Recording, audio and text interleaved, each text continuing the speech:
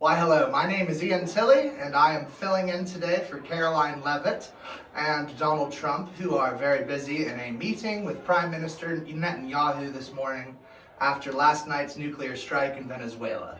I understand there are a bunch of concerns and questions from the press, and I am happy to be here to take your guys' questions.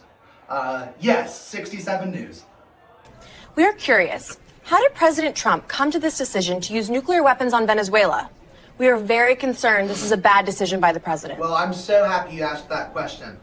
Yes, President Trump came to this decision. He ran out of Diet Coke, and President Trump, he only drinks the finest Diet Coke, so his courier had to run over to the Coca-Cola plant and grab him some fresh cans. And I guess, or what I've been informed, is that during the time that he was waiting for them to get back, he actually started playing darts with a map that was sitting on the wall in the Oval Office, and one simply happened to land in Venezuela, and the rest is history.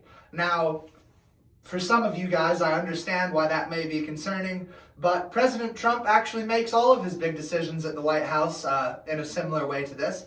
Sometimes we play rock, paper, scissors. Other times we'll just put a bunch of names in a jar and he will simply pick one out and either invade that country or assassinate the leader or whatever it is that happens to come out of the jar. So, yes, Jake Paul, Impulsive Podcast. Hello, Jake Paul here for Impulsive Podcast.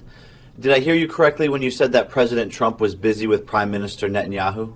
Well, yes, no, you did hear me correctly.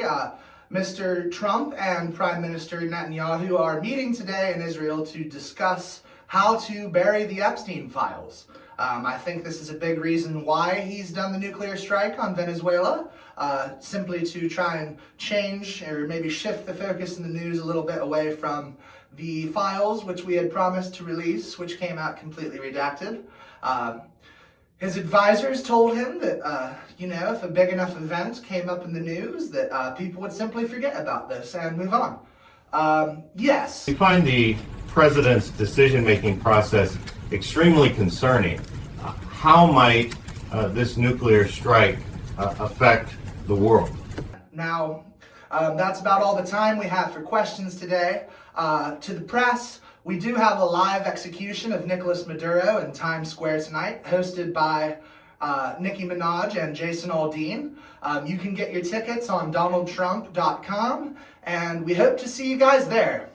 Thank you. Have a great night.